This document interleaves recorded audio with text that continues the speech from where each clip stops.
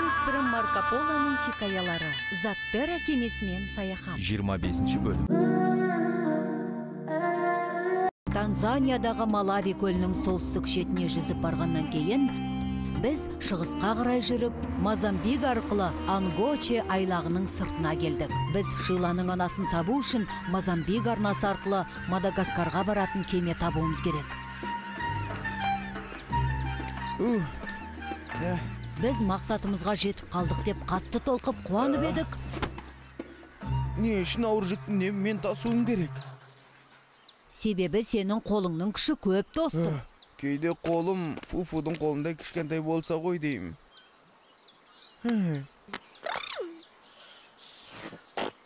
Кеттік, Луиджи, мұнда кел. Теңізден ескен самал жел ұнады ма? Иә, сәлден соң қайтадан қайыққа бар демалатын шығарсың. Қайықпен сапар. Түйемен сапар. Пілмен сапар. Бір күндері біреу оттан қорғалған жататын орны бар. Сапар шегілген ыңғайлы көлік ойлап та бар. Мүмкін тауып қалар. Бізді алып кететін біреу табылады деп үміттенем. Біз кемеге толы айлаққа келе жатырмыз, Шила. Біреуі мақұл дейтіні анық. Жоқ. Шынымен де жоқ. Не? Неге бізді ешкім Мадагаскарға әкеткісі келмейді? Сендер Мадагаскарға барғыларың келе ме? Я, барғымыз келеді. Сіз кімнің апара алатынын айтсаңыз? Капитан Акулатыстың лагері бар. Мадагаскардың оңтүстік шеті қауіпті. Басқа да осы суға ортақ қожалық ететін қарақшы топтарды айтпағанда. Не? Бірақ мен сол жаққа баруым керек. Бізді апаратын біреу табылатын шығар. Жақсы. Ана кеменің капитаны батыл адам. Айлақтың арғы жағындағы соңғы қайық. Соған барыңдар. Рахмет.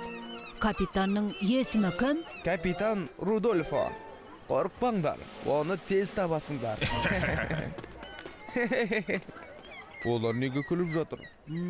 Мүмкін капитан Рудольфо күлдіргі әңгіме айтатын шығар?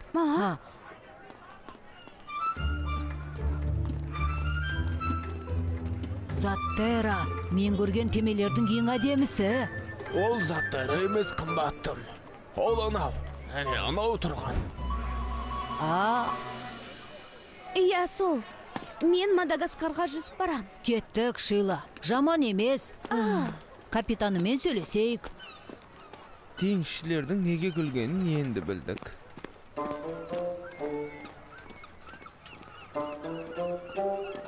Кім бар? Шетелдіктерге кіруге бола ма? Мүмкін кейінірек келерміз.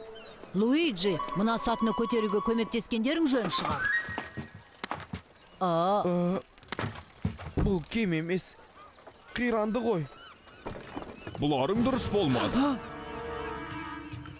Сендер Заттераны ренжіттіңдер. Капитан Альфонсо Карлито Рудольфо. Сендерге қызмет етуге дайын. Мен Марко Поломын. Ал мыналар менің достарым, Луиджи мен Шила. Капитан, біз Мадагаскарға жетуіміз керек. Бізді апарасыз ба? Ақысын төлейміз. Менің анамды капитан Акула түстік құлында ұстап отыр. Біз оны құтқармақшымыз.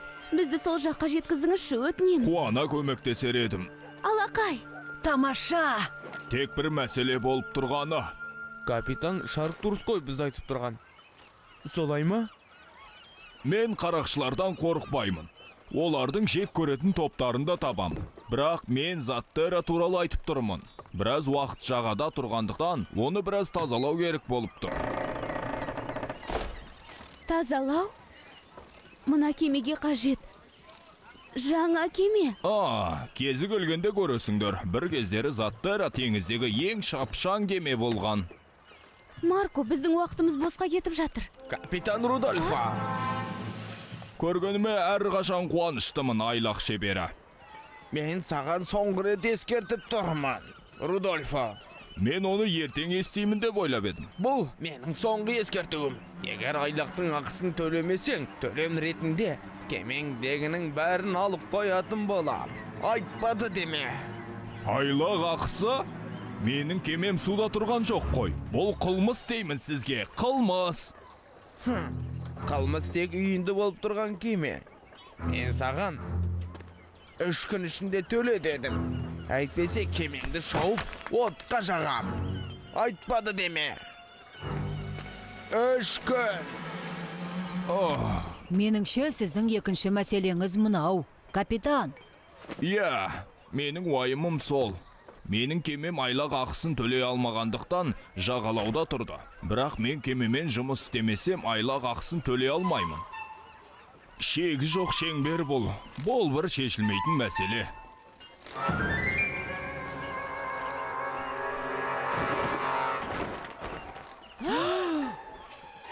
Мынау не заттар? Бұл менің көне заттарымның топтамасы. Пәлі, топтама?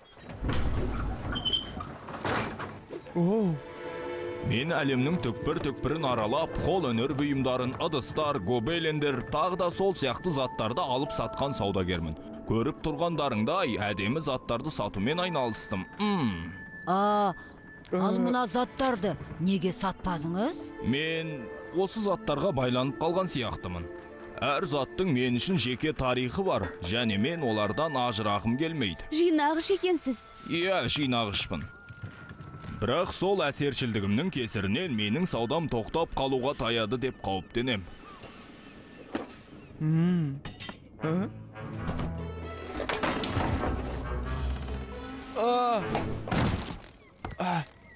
Қосалқы бөлшектерді жинайсыз ба? Мынау кішкентай досым. Киттің жақ сүйегі. Китте саттыңыз ба? Жоқ, зат саудасы деген жақсы ғой. Бірақ менің шынында негізгі қадағалауым сперм киттер еді. Мен сирек кездесетін, ешкімнің қолы жете бермейтін керемет кәріптастарды жинау арқылы байлығымды көбейтемін деп үміттендім. Кәріптастар? Ең қымбат зат. Жүзетін алтын деген атпен танылған бұл кәріптастар француздың Грей Эмбер деген сөзінен шыққан. Ал ежелгі Қытайда ол айдаһардың хош иісі деген атпен белгілі болған. Бұл кашалоттан шыққан, бірақ оның кішкене бөлігі ғана. Кашалот кальмармен қоректенеді. Бұл олардың сүйікті асының бірі. Бірақ кейбір кашалоттар кальмардың қатты өткір тістерін дұрыс қорыта алмайды. Ішіне құм кіріп кеткен олулар секілді киттің ішектері тітіркенуді тоқтату үшін тістерді балауыз секілді затпен қаптайды. Ақыр соңында табиғат өз дегеніне жетеді. Кашалот қорытқан кәріптастар қапталған кесектері сыртқа шығып, мұхиттың бетінде қалқып жүреді. Кәріптастар айлар бойы, тіпті жылдар бойы мұхит бетінде қалқи береді. Біртіндеп тас сияқты қатаяды және оның түсі қою қызылға өзгере бастайды, немесе сұрғылт ақшыл тасқа айналады. Әуелі оның иісі жағымсыз болады, бірақ уақыт өте келе, ауа күн сәулесі мен тұзды судың әсерінен иісі жақсара бастаған байқайсың. Ежелгі мысырлықтар хош иіс шығару үшін оны арнайы күйдірген. Кәріптастардың ауруды басатын дәрі ретінде, ингредиент ретінде, тамаққа қосатын дәмдеуіш ретінде де қолданады. Ол өте пайдалы. Кәріптастардың бір кесегін табу, жер астында көмілген қазынаны табумен бірдей. Табу қиын, бірақ тапсаң көп ақшаға кенелесің. Оны тапқан адам байып кетеді. Сонда мына кәріптас кит қорытқан нәрсе ме? Иә, менің арманым тағы да бір тамаша затты іздеп табу. Оны табуға мұрнымның қабілеті жетеді, көресің. Иә, егер Заттерамен теңізге шықсам, олжалы болатыным сөзсіз. Капитан, сіздің басыңыздан өткен жағдай өкінішті екен. Бірақ мен Мадагаскардағы анамды табуым керек. Мұнда Мадагаскарға баратын басқа кеме бар шығар. Сату! Дәл солай. Заттераның қайтадан теңізде жүзу үшін бір нәрсе істегіңіз келе ме? Иә, әрине. Менің сүйікті кемем ұзақ уақыт қайырылып қалған жоқ па? Онда менде керемет идея бар. Маған сеніңдер.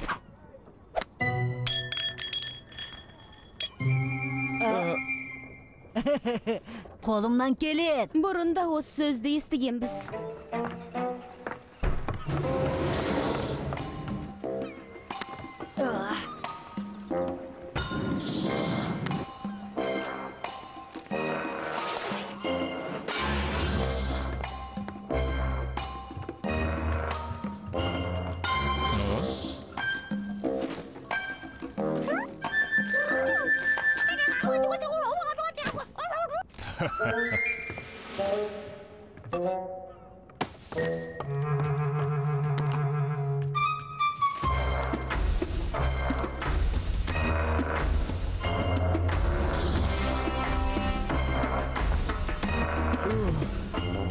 Әйтеуір бәрін бітірдік ау. Олай демес едім. Не? Есік қатты жабысып қалыпты.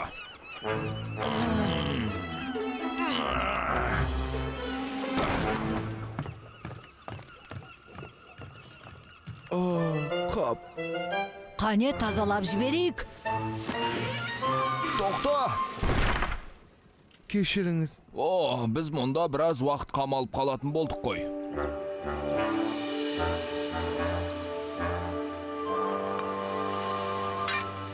Жоқ, капитан, сіздің қарызыңызды өтеу үшін біз бәрін сатуымыз керек. Бәрін жаныңызға жақын қабылдап сезімге берілмеңіз. Қорықпа, жас Марко.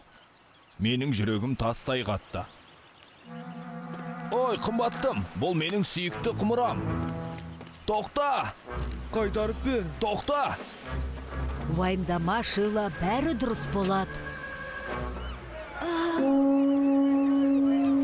Келіңіздер, бәріңіз, келіңіздер. Сатылым, бүгін ғана бәрі сатылады. Әлемнің түкпір-түкпірінен келген заттарды тамашалаңыздар. Хо-хо! Қандай қызық. Қараш. Тамаша, керемет. Тада. Керемет дәмдеуіштерден жасалған түске басарды көріңіз. Мына дәмдеуіштердің бәрі сатылымға қойылған. Мен бірнешеуін алам. Мен де! Мә саған. Әй! Ханым, бұл шайнекпен суық түнде теңізге шыққанда шай ішетін едім. Бұл менің сүйікті затым. Ханым, байқайсыз ба? Бұл әсем қыш бұйым ежелгі европалық шеберлердің мәнерімен қолдан жасалған. Ұсталатын тұтқа мен әсем шүмек. Рахмет. Мұна маскамен Қытай императорының сарайын безендірген. Рас айтып тұрма? Александр Македонскийдің өзі алғаш жорыққа аттанғанда мұна ыдыстан ішкен екен. Охо. Мә саған. Тамаша. Керемет. Рахмет. Вау!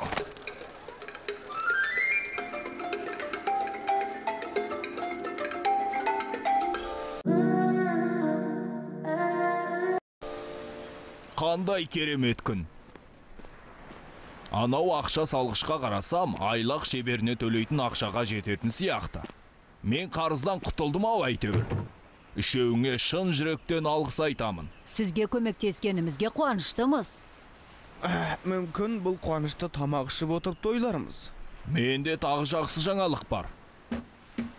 Мен қарт теңізшіден мына шайырдың бір бөшкесін сатып алдым. Заттераны енді өзіміз жамай аламыз. Шайыр туралы көп білмеймін, бірақ көбірек керек емес пе? Бәрі жақсы болады, Марко балақай. Жақсы істі мұрным сезетін білесің. Жүріңіз, қарызыңызды төлеп, кемеңізді суға түсірейік. Әуелі біз жақсы көріну үшін Заттераны жууымыз керек. Естідіңдер ме? Жүріңдер, қазір жуайық. Мұна қыздың ерік жігері мықты екен, е? Басқа амалы жоқ.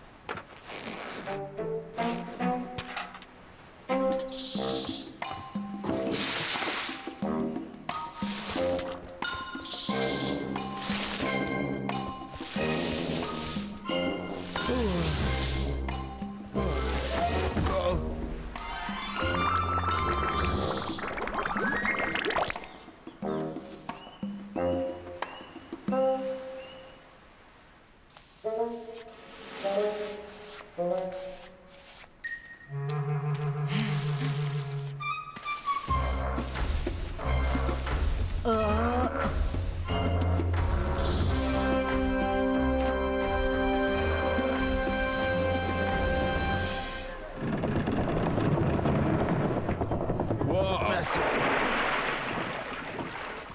Бәрекелді. тамаша! Сау болыңдар. Сау болыңдар. Сау болыңыз. Келесі аялдама Мадагаскар. Иә.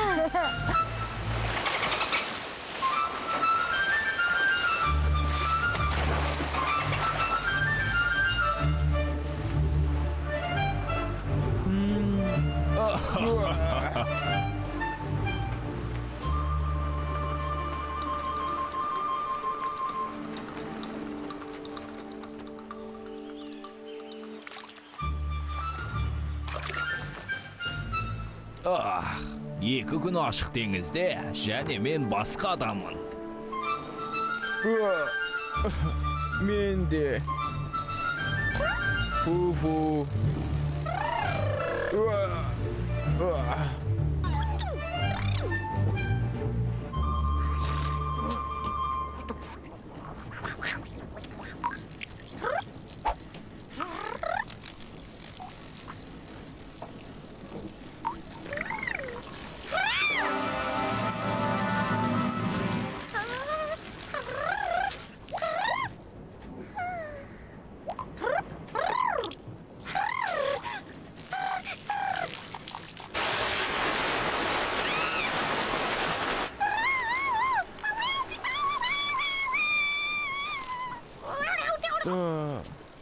Теңізге қайта шығуға көмектескендерің үшін мен сендерге шынымен көп рахмет айтуым керек. Мен саған бәрі ойдағыдай болады деп айтқан жоқпын ба? Фу, не боп қалды? Олар саған айтатын шығар. Мен қарақшыларды жек көрем. Акула тіс. Жоқ, оларда акула тістің белгісі жоқ. Олардан озып кете аламыз ба? Олардың кемесі таязда жүзіп келе жатыр, сондықтан бізге шапшаң жетеді. Бұдан да жаман болу мүмкін деп қорқамын. Оу! Фу. Меніңше біз суға батып барамыз. Қара теңізші бұл шайырды ежелгі романдықтардың әскери кемесі пайдаланған. Әлемдегі ең жақсы шайыр деп еді. Сенің кемен кез келген жерде жүзеді деген. Меніңше сенің кемен кез келген жерде 5-ақ минут жүзетін сияқты. Солай ма? Менің байқұс ескі заттерам-ай. Ана қарақшылар бізде ешқандай бағалы зат жоқ екенін білгенде қуаныштары сап басылатын болды. Шын мәнінде бір нәрсе жасай аламыз. Капитан, шын мәнінде өте үлкен сауда жасауға қалай қарайсың? Тонайтын уақыт келді. Армысыздар, менің ақылды әрі мық 7 теңіздің аңызына айналған Заттер атты кемесіне қош келдіңіздер. Заттера дегенді естімеппін бауырым. Оның себебі бұл құпияға толы аңыз кеме. Дұрыс айттың ба, капитан? Өте дұрыс айттың, Марко. Жүзу әлеміндегі құпияны ең мықты сақтайтындардың бірі. Мұндай бос сөздің керегіне. Біз сендердің қазыналарыңды алып кету үшін тұрған жоқпыз ба? Шынымен, бүгін қандай бақытты күн. Мұна кеме толығымен сіздердікі. Бұл маған ескі қайық болып көрініп тұр. Бірақ сенің жүгіңді аламыз. Сіздер қайтадан ойланыңыздар. Бұл кеме теңіз өнерінің шыңы. Солай емес пе, капитан? Шынымен, Марко. Мырзалар, сіздердің назарларыңызды мынаған аударғым келеді. Ежелгі Рим әскерінің үлгісімен жасалған кеме діңгегі мен такелажы жоғары дәрежелі ағаш ұстасының қолынан шыққан дүние. Және мен тәжірибелі теңізші ретінде мына штурвалдың қолайлылығын, палубаның ағашының сапасын байқап тұрғандарыңызға сенімдім. Мен оны бірден байқадым. Ең кереметі сиқырлы кабинасы. Үлкен теңіздерде өте салтанатты көрінеді. Рас, Марко, рас. Ерекше сәнмен саяхаттайтын қарақшылар атанасыңдар. Мен бұл кемені лайық деңгейде бағаламадым ау деймін. Жүк салғышында не бар? Қымбаттым, бәрін тауып аласыз. Жүріңіз, сізден кейін кірейін. Кішкене қараңғылау екен. Ха, есігі кішкене ашылмай қалатын айтқаным дұрыс деп ойлаймын. Ай, тоқта! Ашыңдар! Ау, ашыңдар, әй! Ашыңдар!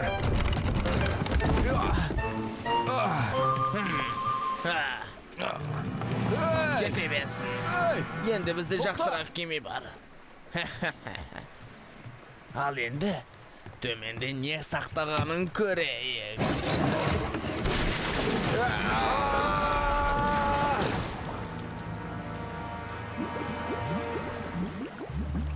Бұл жоғары дәрежелі ағаш ұстасының сапалы такелаждың еңбегі болу керек.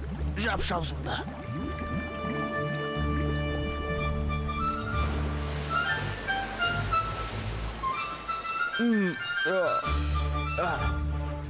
Заттар ағашым ашып өкініп тұрмын, капитан. Өкінбе, Марко балақай. Ол үлкен кеме еді, және маған соңына дейін қызмет етті. Мен оны сағынамын әрине. Бірақ бір есік жабылса, екінші есік ашылады демей ме, Марко?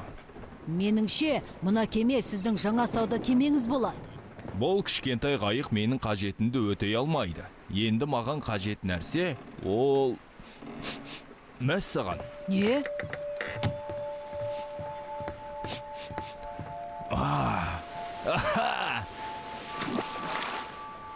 Кәріптас!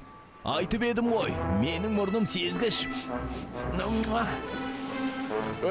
Мен қатты ауырып тұрмын.